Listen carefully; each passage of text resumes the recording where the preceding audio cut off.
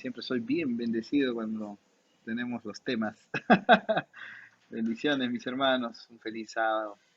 Vamos a usar mucho la Biblia también hoy. Tenemos un tema muy importante. El título de hoy para todos nuestros jóvenes, porque todos somos jóvenes en este lugar, es Jehová nuestra roca. Y quizás en la propaganda ya sale la respuesta, ¿no? Pero generalmente es Jehová nuestra roca. Así que vamos a compartir también la diapositiva de hoy, mis queridos hermanos, que en sí trae más figuras que texto. Es mejor a veces las figuras, porque la esencia está en la palabra de Dios. Mis queridos hermanos, Jehová nuestra roca. Vamos a ver este hermoso tema que nos da a conocer que hay un vínculo, mis queridos hermanos, muy, muy junto, podríamos decirlo, indisoluble, entre la obra que cumplió Cristo en esta tierra y el derramamiento del Espíritu Santo en ocasión al Pentecostés.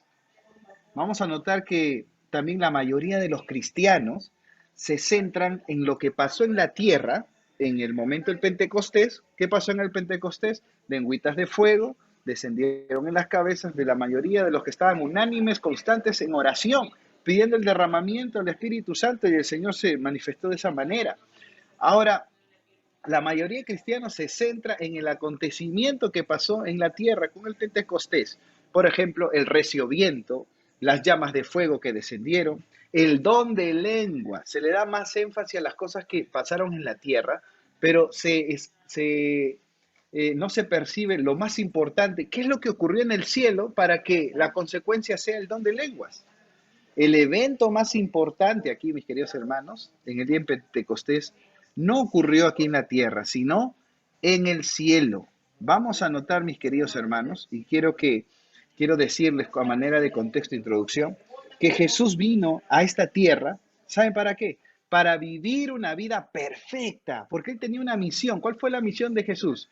Buscar y salvar lo que se había perdido, lo que se había perdido. Así que Jesús vino para vivir una vida perfecta y morir por el pecado. Allá, para morir por el pecado. Es decir, mis queridos hermanos, Jesús vino a vivir la vida que nosotros debemos de vivir.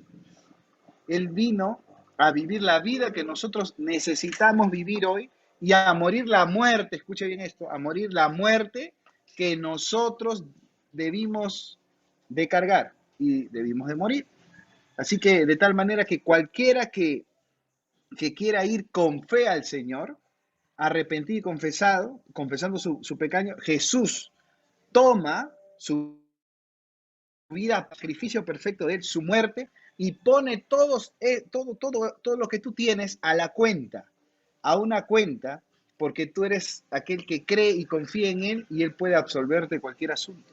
Entonces, mis queridos hermanos, lo que vivió Jesús nos da mucha enseñanza hoy para poder seguirlo, para poder abrir grandes puertas. Pero ¿qué asunto o vínculo indisoluble existe entre la cruz y el Pentecostés? Bueno, vamos a notar algo interesante, que la cruz y el Pentecostés están íntimamente relacionados desde muchos textos bíblicos en el Antiguo Testamento. ¿Dónde, apreciado pastor? Bueno, el sacrificio de Abel. Cuando yo voy a Signs of the Times, que es señales de los tiempos, en 1879, la sierva del Señor escribió una carta interesante y ella dijo lo siguiente: Dios aceptó este sacrificio de quién. En ocasión al sacrificio de Abel, sacrificios. Antes se hacían sacrificios a quién, a ovejitas, corderitos. Dios aceptó, dice, este sacrificio y fuego descendió del cielo y lo consumió. Yo quiero empezar aquí una de las analogías interesantes acerca de la cruz y el Pentecostés. La cruz fue un sacrificio para que luego descienda fuego del cielo y consuma el sacrificio. La cruz y el Pentecostés están relacionados. Miren esta figura. Ahora, cuando nosotros nos vamos al tabernáculo en el desierto, esto es interesante porque vamos a notar este patrón en la Biblia: sacrificios y fuego. ¿Ok? Vamos a Levítico capítulo 9, versículo 22 al 24, mis queridos hermanos. Vamos a Levítico capítulo 9, versículo 22 Ajá. Al 24. Si alguien lo puede leer, por favor, puede abrir su micro para poder leer. A ver, sí. Adelante. Levítico capítulo 9, versículo 22 al 24. Y estamos en ocasión a la inauguración del sistema de sacrificios que Dios instituyó con Moisés. Dice, Aarón levantó las manos. Sus manos hacia el pueblo y lo bendijo. Y después de hacer la expiación, el holocausto y el sacrificio de paz, descendió. Y entraron Moisés y Aarón en el tabernáculo de reunión y salieron y bendijeron al pueblo, y la gloria de Jehová se apareció a todo el pueblo. Y salió fuego delante de Jehová y consumió el holocausto con las grosuras sobre el altar. Viéndolo todo el pueblo, alabaron y se postraron sobre su rostro. Amén. Muy bien. Muchísimas gracias, mis queridos, mi querida hermana Marta. Gracias por la lectura.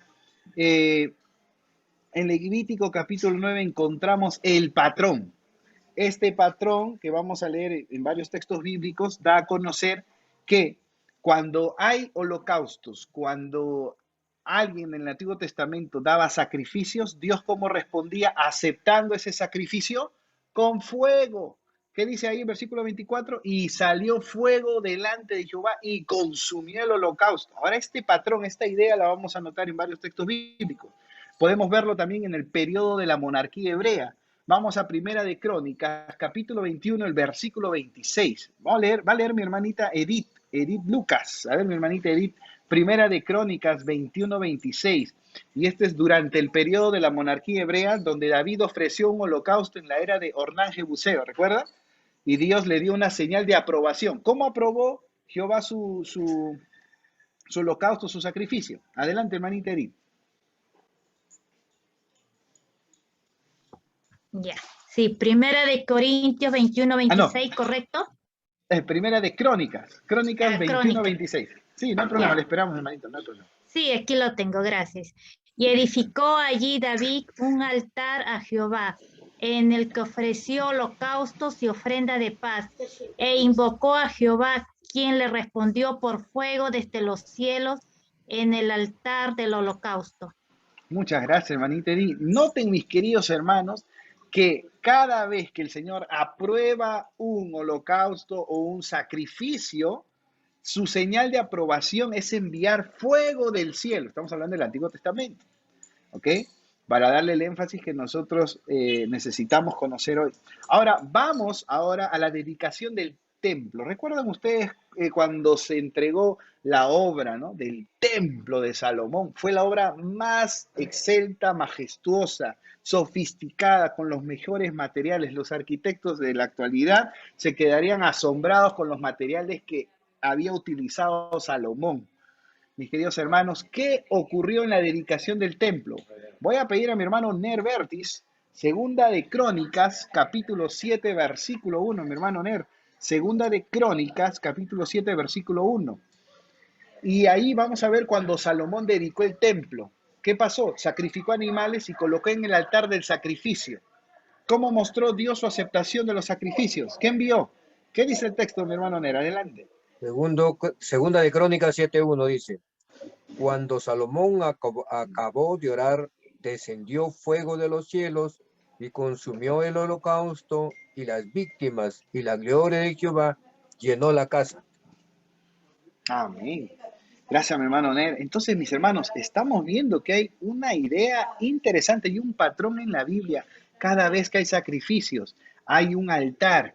El Señor responde descendiendo fuego del cielo. Interesante, mis queridos hermanos. Ahora ya más o menos están dando una idea qué es lo que ocurrió en el Pentecostés. ¿Por qué descendieron lengüitas de fuego? Sería pues un símbolo de aceptación de Dios al ministerio y a la apertura de la misionología que tenían que tener la iglesia primitiva, la iglesia apostólica. Por supuesto que sí, ya me estoy adelantando. No soy spoiler, pero vamos adelante, siempre es bueno. Vamos ahora al periodo de los profetas. Vamos al periodo de los profetas. Vamos a seguir viendo esta idea. Y vamos a notar aquí el patrón o el proceso que se sigue respetando en el Antiguo Testamento. Vamos a leer Primera de Reyes, capítulo 18, versículo 38. Yo voy a pedir a Camilita, Camilita, bendiciones, feliz sábado. Ayúdanos con la lectura, por favor, de Primera de Reyes, capítulo 18, versículo 38. Y aquí, mientras que va buscando Camilita, vamos a notar que Elías coloca víctimas sobre el altar. ¿Y Dios qué hizo?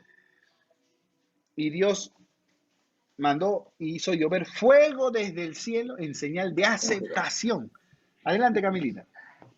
18, Primera de Reyes 18, ¿cuánto, pastor? 38. 18, 38. Nos dice, entonces cayó fuego de Jehová y consumió el holocausto, la leña, las piedras y el polvo, y hasta lamió el agua que estaba en la zanja. Amén. Ahí está, mis queridos hermanos. Noten esa idea, está llena en el Antiguo Testamento. Cada vez que el Señor quiere dar aceptación por este sacrificio, una señal de aprobación, envía fuego del cielo para consumir los holocaustos, porque está feliz con la obediencia y con lo que el ser humano, el adorador, ha dado a conocer. Ahora, mis queridos hermanos, antes de entrar a la siguiente parte, quiero decirles lo siguiente. Quiero decirles que todo este detalle, este simbolismo, representaba el sacrificio de Jesús en la cruz del Calvario, y el fuego que cayó en el Pentecostés representa la aprobación al sacrificio que el mismo Jesús dio su vida por nosotros. Ahora, ¿cuándo fue aceptado este detalle? Acuérdense que el Pentecostés fue 50 días después de la ascensión. Ahora, esto obviamente era el resultado de la aceptación de Jesús y su sacrificio perfecto, perpetuo, por vivir una vida plena y perfecta a las Escrituras. Mis queridos hermanos, será pues que hoy el Señor también desea de nosotros cooperación y no rebelión, desea de nosotros obediencia y no distanciamiento. Por supuesto que sí, Él desea de nosotros obediencia, justicia, desea de nosotros cooperación, mis queridos hermanos. Él quiere hacer descender fuego del cielo, quizás no en el término ahora literal, sino que quiere darte pues el sentido, la felicidad, quiere darte su Santo Espíritu, porque el fuego y hasta el agua da a conocer el poder del Espíritu Santo, mis queridos hermanos. Y vamos a ver ahí algunos textos bíblicos. Ahora, obviamente esto representaba también que el sacrificio de Jesús, lo volvemos a decir, era aceptado, fue aceptado por Dios Padre en el Pentecostés a favor de la iglesia. Y fue de allí, mis queridos hermanos, que la iglesia se tomó de tanta autoridad y poder por las Escrituras y por el poder del Espíritu Santo para poder llegar a todos los frentes. Y fue un frente muy estratégico. Ahora, quiero presentarles, mis queridos hermanos, otra metáfora que la Biblia usa para ilustrar la misma verdad. Es decir, esta metáfora ya no es un sacrificio y fuego, sino que se usa otros símbolos distintos, pero tiene la misma lección. Es la misma lección, ¿ok? Ahora me refiero a los acontecimientos del Antiguo Testamento, ¿no? Del Antiguo Testamento, donde salió agua de la roca. ¿Qué metáfora aquí habrá? Bueno, vamos a ver ahora otra metáfora. Acuérdense que la Biblia está llena de metáforas. Y este es parte de los principios de interpretación profética que tiene la Biblia. Usted necesita conocer, debe conocer. Por eso es muy bueno estudiar la Biblia, la hermenéutica, ¿no? Bueno, vamos a ver los episodios de la roca, porque el tema es Jesús es la roca, pero hemos empezado con los sacrificios y la aprobación con el fuego, que fue en ocasión del Pentecostés a favor de la iglesia. Pero ahora vamos a ver el episodio de la roca, que tiene también que ver con una metáfora parecida a la otra. Y vamos a ver este simbolismo que enseña la misma lección, que el sacrificio es seguido por el fuego como señal de aceptación. Y ahora, este símbolo se halla en los dos relatos del agua que salió de la roca. Ahora, estos dos relatos se encuentran en Éxodo y en Números, así que vamos a leer Éxodo.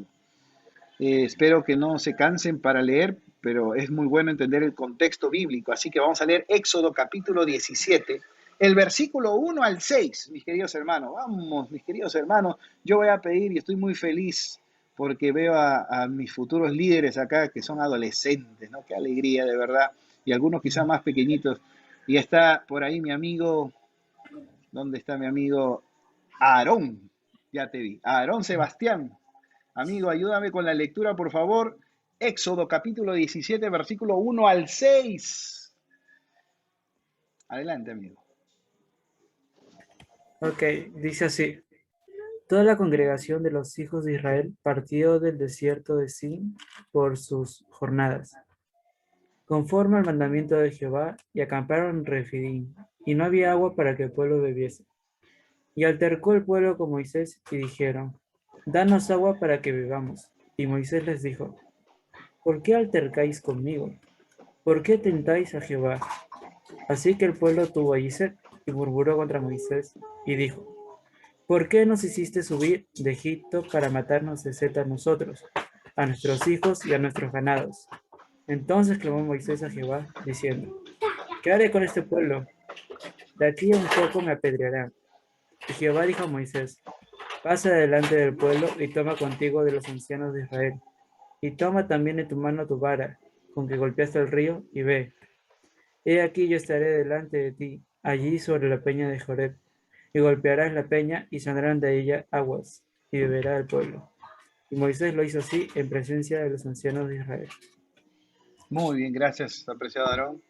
Mis queridos hermanos, esta es una lectura muy interesante porque acá vemos que el pueblo dice altercó. ¿Qué significa altercar? Batallar, disputar, debatir, porfiar, repugnar. Mis queridos hermanos, qué tremendo, ¿no? Qué tremendo la actitud de poder confrontar, de poder disputar, debatir, repudiar, batallar contra la voluntad de Dios, con un mensajero del Señor. Mis queridos hermanos, esa era la actitud del pueblo repetidas veces. Ya se había hecho una costumbre. Ahora Moisés llegó a ser uno de los hombres más mansos sobre la tierra, pero también llegó a su límite, mis queridos hermanos.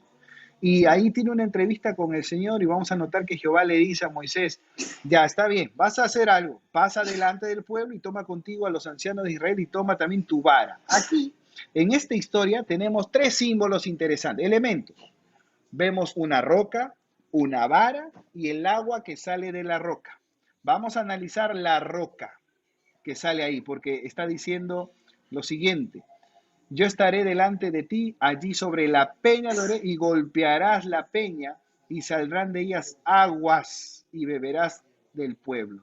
Si usted sigue la historia, va a ver pues que este personaje golpea con su vara, hiere la roca, hiere la peña de Oreb y sale agua para el pueblo.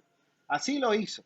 Pero vamos a ver ahora la roca en Deuteronomio capítulo 32, versículo 4 y el versículo 18 y 31. Esta vez lo voy a leer yo. Se repite 9 veces en este capítulo de Deuteronomio 32.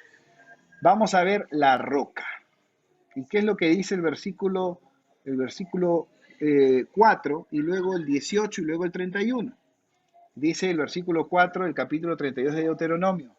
Él es la roca, cuya obra es perfecta, porque todos sus caminos son rectitud. ¿Quién es Él? Dios de verdad y sin ninguna iniquidad en Él. Es justo y recto. En el contexto de ese tiempo, ¿quién era Él? Era Jehová. Mis queridos hermanos, era Jehová, Yahvé, Yehuah. Él era la roca, mis queridos hermanos, porque su obra era perfecta, sus caminos eran rectitud, Él era Dios de verdad. Ahora el versículo 18 dice, de la roca que te creó te olvidaste, te has olvidado de tu Dios creador. Ahora el versículo 31, avanzamos, porque la roca de ellos no es como nuestra roca, y aún nuestros enemigos son de ellos jueces. Mis queridos hermanos, interesante, porque ¿quién es la roca aquí que debía ser herida por esta vara? La roca era Jehová. Pero ahora escarbando un poquito más en el Nuevo Testamento que da la respuesta clave a quién era esta peña o esta roca, vamos a ir a Primera de Corintios, capítulo 10, versículo 1 al 4. Yo voy a pedir a Damaris. ¿Cómo está Damaris? Adelante con la lectura, por favor. ¿Quién era esta roca que ya nos ha dado el texto bíblico la respuesta que era Jehová, era Dios, Dios de verdad. ¿Quién era esta roca? Primera de Corintios, capítulo 10, versículo 1 al 4. Primera de Corintios, capítulo 10, del 1 al 4, ¿no? Correcto, muy bien. Porque no quiero, hermanos, que ignoréis que vuestros padres todos estuvieron bajo la nube y todos pasaron el mar. Y todos en Moisés fueron bautizados en la nube y en el mar. Y todos comieron el mismo alimento espiritual. Y todos bebieron la misma bebida espiritual porque bebían de la roca espiritual que los seguía y la roca era Cristo. Apreciada Damaris, muy enfáticamente y con convicción, ¿quién era entonces la roca en este texto? Dios. Muy bien, y al final, ¿qué dice? ¿La roca era? Cristo. Muy bien, entonces mis queridos hermanos, en el Antiguo Testamento estaba la idea de Jehová, pero ¿quién era en sí, en esencia, la roca? Que en esencia tenía que ser Cristo. Cristo tenía que pasar un proceso de sacrificio, tenía que ser herido para que de él salga salga el agua que emana vida. Ahora vamos a ver la vara. ¿Qué importancia tiene la vara en esta lección? Bueno, quiero decirles lo siguiente, mis queridos hermanos. La vara de Moisés representa, escuchen bien por favor y pueda apuntarlo, no se olvide, este es importante. Para algún juego bíblico usted puede colocarlo en una pregunta. ¿Qué representa la vara de Moisés? ¿Qué representaba la vara de Moisés? Bueno, juicio o castigo. Así que cada vez, mis queridos hermanos, que Moisés levantaba su vara, acuérdense que en Egipto caía juicios de Dios. ¿Se acuerdan de las 7 plagas? Dios le dio esa vara a Moisés para que de él manden los milagros de Jehová, pero también los juicios de Jehová contra los impenitentes que hacían daño a su pueblo. Así que la vara representa el juicio de Dios, ¿correcto? Ahora el acto de golpear. ¿Por qué tenía que golpear la peña o la roca?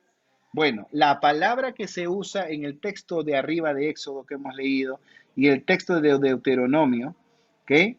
Esa palabra del acto de golpear, la palabra hebrea es la palabra nakat.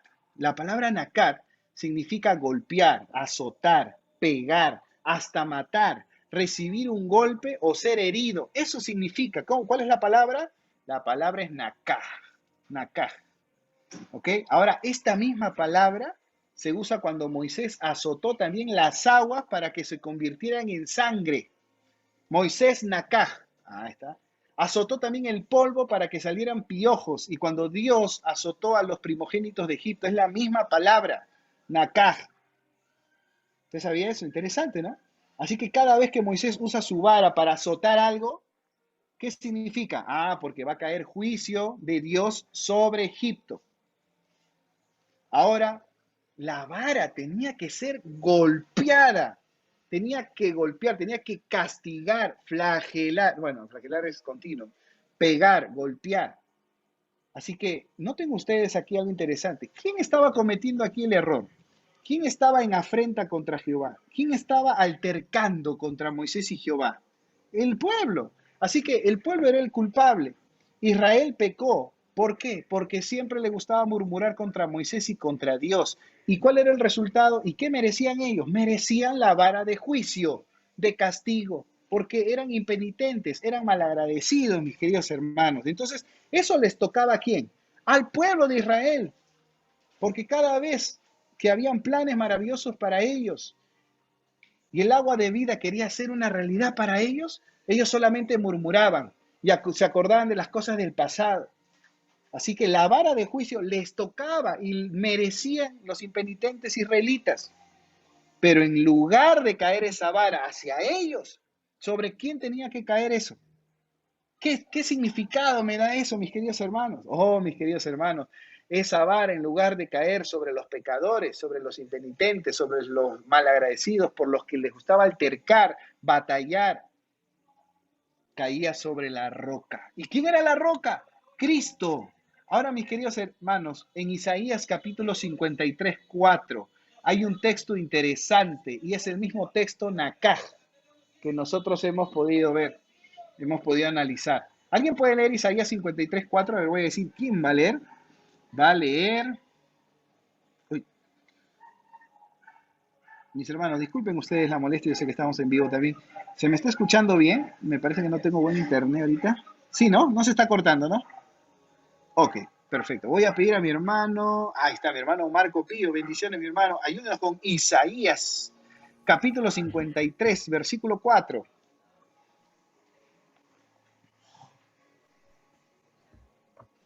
Pastor, Isaías 53.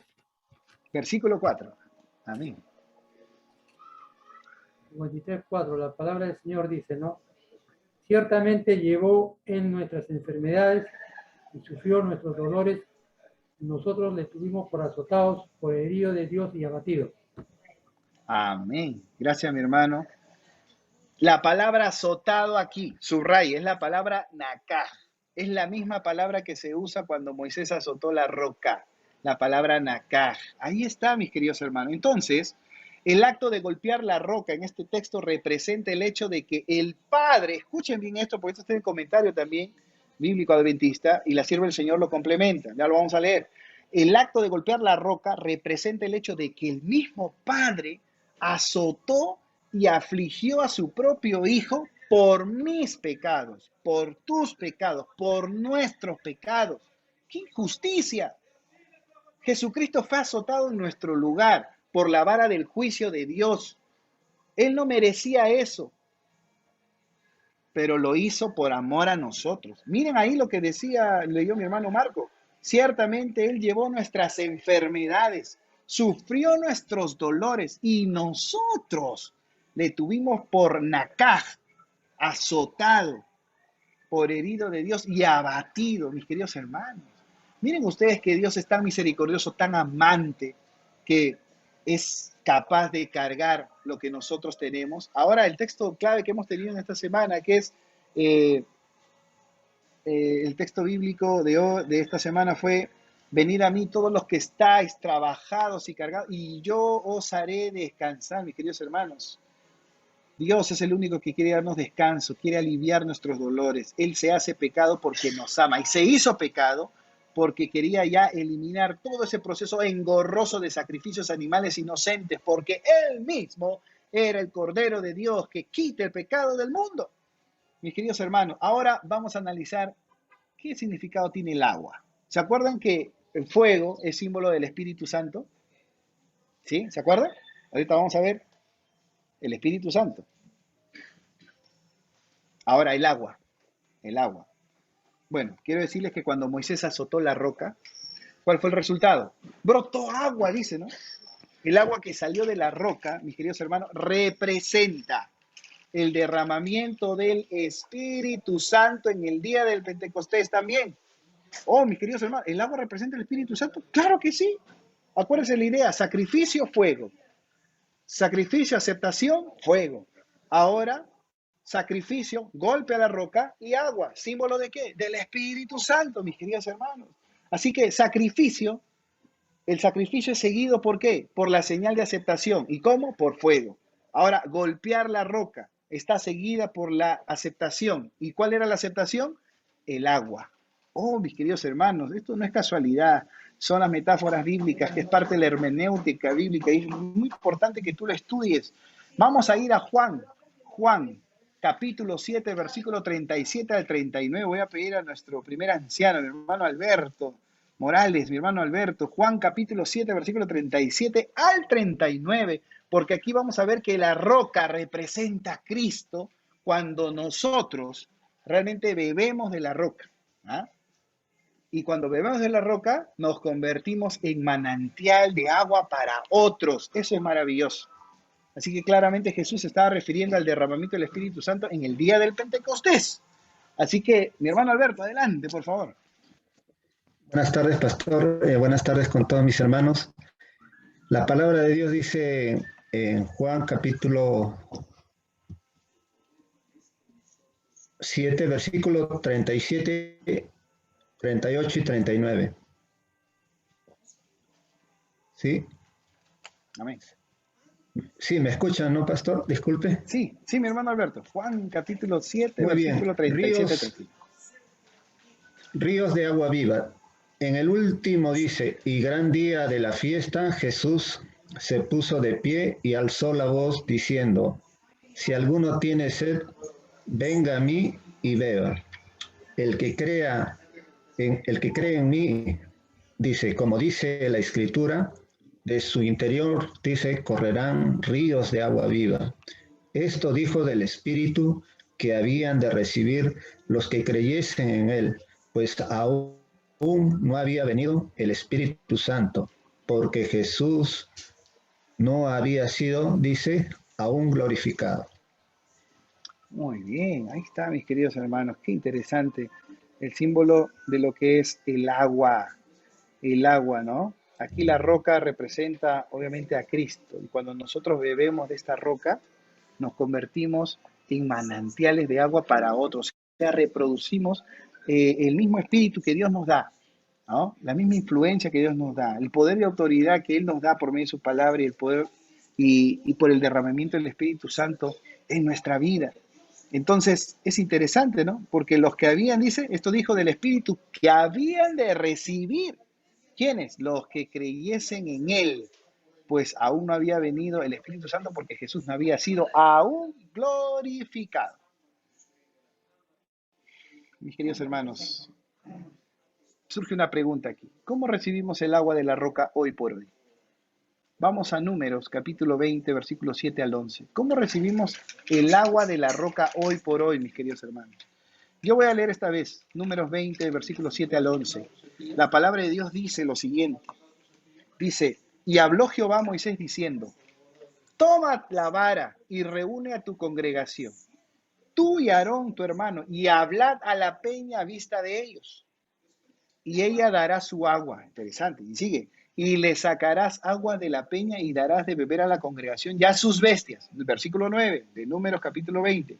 Entonces Moisés tomó la vara de delante de Jehová como él le mandó. Y versículo 10 dice, y reunieron Moisés y Aarón a la congregación delante de la peña y les dijo, oíd ahora rebeldes. Wow. Pregunta, ¿os hemos de hacer salir aguas de esta peña? Entonces alzó Moisés su mano y golpeó la peña con su vara 2 veces. Y salieron muchas aguas y bebió la congregación y sus bestias. Mis queridos hermanos, aquí hay un problema. ¿Qué pasó con Moisés? ¿Por qué tuvo que golpear la vara 2 veces? ¿Qué plan él malogró? No cumplió con lo que Dios le dijo. Mis queridos hermanos, nuestro siervo el Señor en Patriarcas y Profetas, página 442, nos explica. Y ella dice lo siguiente, por su acto temerario, ahí está, por su acto temerario, a ver un ratito, ahí está, lo pueden ver en el chat si gustan. Por su acto temerario, Moisés restó fuerza a la lección que Dios se proponía enseñar. ¿Cuál era la lección? Siendo la roca un símbolo de Cristo, ahí escuche, había sido herida una vez, como Cristo había de ser ofrecido una sola vez. La segunda vez bastaba hablar a la roca, así como ahora solo tenemos que pedir las bendiciones en el nombre de Jesús. Sigue diciendo, al herir la roca por segunda vez, se destruyó, ¿qué dice? El significado de esta bella figura de Cristo. Porque ¿cuántas veces tenía que morir Cristo en nuestro favor? ¿Cuántas, mis hermanos? ¿2? ¿3? ¿4? ¿5? ¿2? Una sola vez. Amén. Ahí están mis hermanos, están participando. Qué bueno. Una sola vez. Rompió con esta enseñanza, mis queridos, es lo que dice el siervo del Señor. Yo lo coloqué ahí en el chat. Así que Lucas capítulo 11, versículo 13, también nos dice, mis queridos hermanos, una idea acerca también de los que pidan el Espíritu de Dios. Los que pidan el Espíritu de Dios, obviamente van a recibir el Espíritu Santo. Pero mis queridos hermanos, no podemos adelantarnos a nuestros propios planes. Moisés, ustedes saben la historia. Pero usted puede decir, pero Moisés está en el cielo, pastor. Tranquilo. Pero se perdió la tierra prometida a la cual él ansiaba entrar con todos sus hermanos. Él ansiaba ingresar a la tierra prometida, pero se le privó de esto porque incumplió este encargo de Dios, esta enseñanza. Pero usted conoce, ¿qué pasó con Moisés? Si usted ha leído la historia de Moisés, es impresionante. Yo cuando lo leí en el Revivados por su palabra, a veces caen lágrimas, ¿no? De emoción, de qué es lo que él tuvo que pasar y vivir, mis queridos hermanos. Dice que el Señor lo llevó a este monte alto, y en este monte alto le mostró toda la tierra prometida, desde el final, desde todos los ángulos, en los cuales el Señor ya le había deparado un lugar a las 12 tribus de Israel. Le mostró todo, pero también le mostró una visión de todo el desarrollo de la iglesia y el remanente de Dios hasta la segunda venida de Cristo. ¡Qué privilegio! Moisés vio todo esto. ¿Y qué dice la sierva del Señor y la Biblia? Y él expiró. Falleció, el Señor lo enterró. Usted sabe que en Santiago y en Judas, el demonio, Satanás, quiso profanar el cuerpo de Moisés. ¿Se acuerdan? ¿Pero por qué? Para engañar a su pueblo, porque su pueblo, a pesar de todo, estaba triste porque Moisés no iba a entrar a la tierra prometida y que Satanás quería sacar partido y provecho de eso, para engañarlos y llevarlos a otro lugar, porque eran ellos los que iban a traer al Mesías de la tribu de León de Judá. ¿Recuerdan? De ahí tenía que venir el Salvador, Mateo capítulo 1. Mis queridos hermanos, entonces eso quería truncar el enemigo, pero ¿qué dice la Biblia? El ángel Miguel lo confrontó, lo venció, llevó a Moisés, lo resucitó. ¿Qué símbolo tiene esto? Yo solamente le estoy haciendo recordar.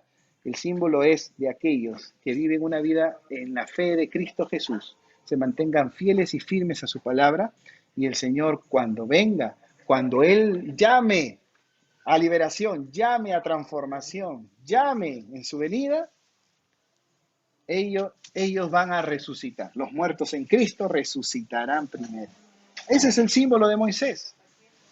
Mis queridos hermanos, nosotros podemos pedir el Espíritu Santo y Dios quiere dar el Espíritu Santo a aquel que lo pide. Eso es lo que dice Lucas 11:13. Pues si vosotros, siendo malos, sabéis dar buenas dádivas a vuestros hijos, ¿cuánto más vuestro Padre Celestial dará, dice, el Espíritu Santo a los que se lo pidan?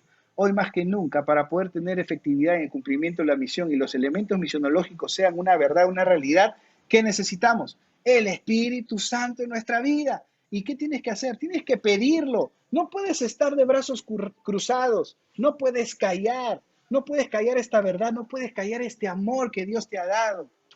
Tienes que compartirlo, mis queridos hermanos. No puedes estar estático. Así que Dios quería enseñar grandes elementos mediante estas historias de sacrificio y fuego, con lo que es la vara y el agua. Mis queridos hermanos, es interesante este detalle, porque el Espíritu Santo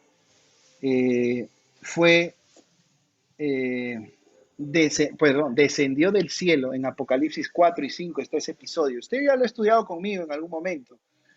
Nosotros hemos visto, mis queridos hermanos, en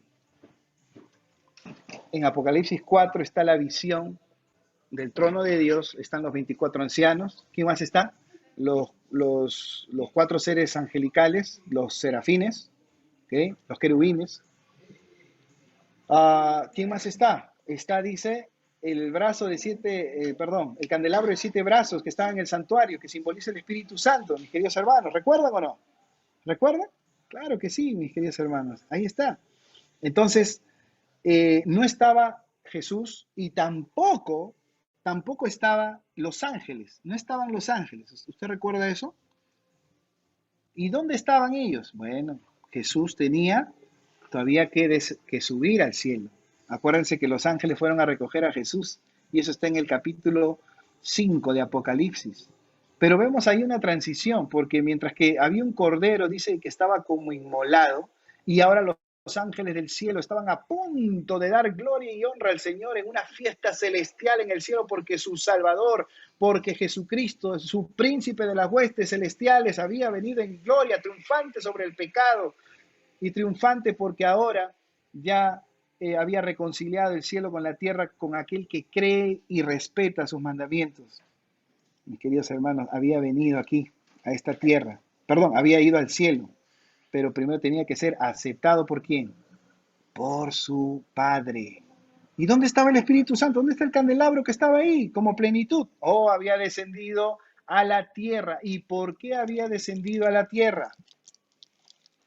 Había descendido para poder estar al lado del remanente de Dios, en ese caso, la iglesia apostólica. Sus apóstoles no estarían solos, sino que el Espíritu de Dios estaría con ellos. Mis queridos hermanos, qué hermosas enseñanzas en la Biblia nosotros tenemos. Tenemos muchísimas cosas que aprender, mis queridos hermanos.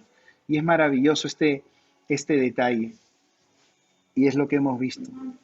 Así que, mis queridos hermanos, cuánto tenemos que aprender de la palabra de Dios. Muchísimo. Cuántas joyas increíbles y verdades tenemos. Ahorita estamos analizando algunas metáforas y analogías interesantes que tiene la Biblia en cuanto al sacrificio y la aprobación. Cómo aprobaba Dios los sacrificios en el Antiguo Testamento con fuego, pero también cómo aprobaba las entregas. Cuando había sacrificio, había golpe de la vara para que salga agua. Tenía obviamente que haber un sacrificio, un golpe, un acá. Y solamente así el agua de vida podía salir en abundancia. Esto representaba el Espíritu Santo, mis queridos hermanos. Así que esta es una gran verdad que nos va a ayudar a poder mantenernos. Y yo, pues, en este culto joven, quería que ustedes también conozcan esta gran verdad. Ahora, yo me voy a ir a la historia rapidito de la mujer samaritana. Usted conoce, ¿no? Es el último texto bíblico. Hay más, pero vamos a avanzar aquí. Juan capítulo 4, versículo 13 al 14, la historia de la mujer samaritana. Lo vamos a leer rapidito, porque esto nos ilustra lo que significa recibir las palabras de Dios y cambiar nuestra vida por medio del Espíritu Santo. ¿Ah? Ahí vamos a ver que esta mujer samaritana le dijo lo siguiente a Jesús en esta entrevista. Vamos a leer el texto, estoy buscando acá. El texto es Juan capítulo 4, versículo 13 al 14. Dice la Biblia: respondió Jesús y le dijo: cualquiera que bebiere de esta agua volverá a tener sed. ¿De cuál agua? De la que estaba en el pozo. Mas el que bebiere del agua que yo le daré. ¿Se acuerdan quién era el único que podía dar agua? Aquel que tenía que ser castigado, que le iban a dar la vara, y los juicios de Dios iban a caer. Jesucristo era el único que podía dar esta agua. Dice: no tendrá jamás sed, sino que el agua que yo le daré será en él una fuente ¿de qué? De agua que sale para vida eterna. Ahora, el ministerio de curación, yo se lo voy a compartir para que usted también me siga con la lectura. El ministerio de curación habla acerca de esto, mis queridos hermanos. Vamos a ver. Ahí está. Tanto, pastor. Bueno, así es, mis queridos hermanos. Tan pronto como halló al Salvador, dice, la mujer samaritana que habló con Jesús junto al pozo de Jacob, trajo a otros con él. Así dio pruebas de ser una misionera más eficaz que los propios discípulos. Ellos no vieron en Samaria indicios de que fuera un campo alentador. Fijaban sus pensamientos en una gran obra futura y no vieron que derredor de sí había una mies que cegar. Pero por medio de la mujer a quienes ellos despreciaron, toda una ciudad llegó a oír de Jesús. Ella llevó enseguida la luz a sus compatriotas. Esta mujer representa la obra de una fe práctica en Cristo. Termino. Cada verdadero discípulo nace en el reino de Dios como un misionero. Este es el texto que le encanta a mi primer anciano. Cada verdadero discípulo nace en el reino de Dios como un misionero. Apenas llega a conocer, dice el Salvador, desea hacerlo conocer a otros. La verdad salvadora y santificadora no puede quedar encerrada en el corazón. El que bebe del agua viva llega a ser una fuente de vida, y el que recibe se transforma en un dador. Espero, mis queridos hermanos, que esta verdad haya calado en nuestros corazones. El Señor tuvo que dar todo de nosotros. El Señor tuvo que ser castigado por su mismo Padre para poder darnos esta oportunidad de solamente arrepentirnos, confesarnos, ir a nuestro cuarto y esas oraciones gratas por sus méritos, por su sacrificio, sean pues absueltas por Dios el Padre. Así que lo único que te queda hoy es creer y aceptar. Diga ahí conmigo, creer y aceptar. Amén. Que Dios te bendiga. Puedes colocar simbólicamente tu mano en tu corazón y vamos a hacer una oración. Padre nuestro que estás en los cielos, Señor bendito, muchísimas gracias por tu palabra. Infinitas gracias por tus mensajes, porque estos son vivos y eficaces para beneficio de nuestra vida y la misión que tú nos has encomendado. Señor, estas metáforas que son parte de tu estructura de los principios de interpretación profética, Señor, nos ayudan a poder centrarnos y ubicarnos en la gran verdad que nosotros tenemos, que es incuestionable, es irrefutable y que causa una influencia transformadora con todo aquel que lo recibe y lo acepta en su corazón. Gracias por mis jóvenes de Canadá, sigue bendiciéndolos, pero que por sobre todas las cosas tengan la prioridad de estudiar tu palabra y te tengan a ti en primer lugar en su vida. Mas buscad primeramente el reino de Dios y su justicia y todas estas cosas os vendrán por añadidura. Gracias, Señor, por tu inmenso amor y gracias por este sábado maravilloso que nos has dado. En el nombre de Jesús. Amén.